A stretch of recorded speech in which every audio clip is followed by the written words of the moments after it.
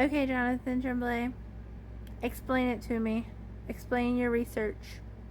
Explain it to me. Alright.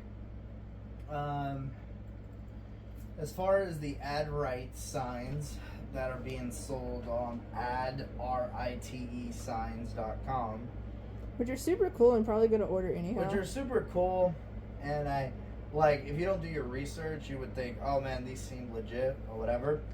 But they basically reference a U.S. Code Title 18, Sections 241 and 242, which means nothing to y'all, but if y'all want to look them up, God bless you. those are the codes. But basically someone responded and said, hey, these signs are a solution we're replying to his video, to code enforcement. Right. I know, I just wanted to explain for anyone else who finds this video without seeing that original post. But anyway, and so this is our research, so please correct us if we're wrong. Or well, we're just doing like an AI search, and what AI is explaining is that 241 and 242 are real federal criminal statutes. It's exactly correct what they're posting, and it basically says, that if anyone who is posing under the color of law, trying to deprive your constitutional rights, that you'll be criminally charged and there'll be fines and blah blah blah.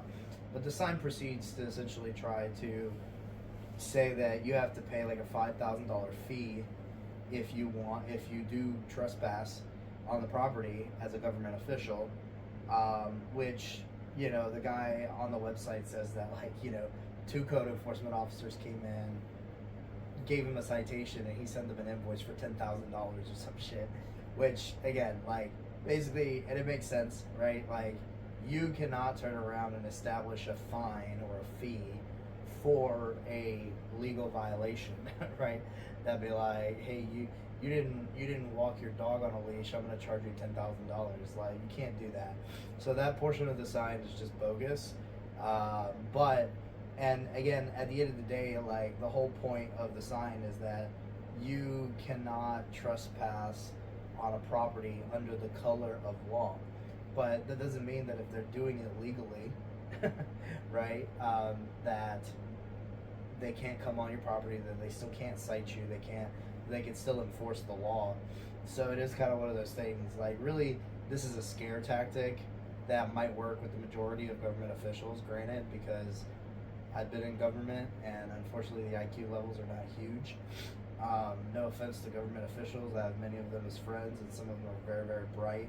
But as a statistical majority, most people who work in code enforcement and governmental entities are going to not know the law very in depth, and are probably just going to say, it's not worth the risk, it's not worth the time, and they're not even going to bother researching it. But, so, cool signs, and frankly, I'd probably still get one. They're like $26, so I would definitely probably still get one, and you might be able to get away with it. But where's the question? There's no legal basis. They can still screw you up, and it doesn't protect anything really.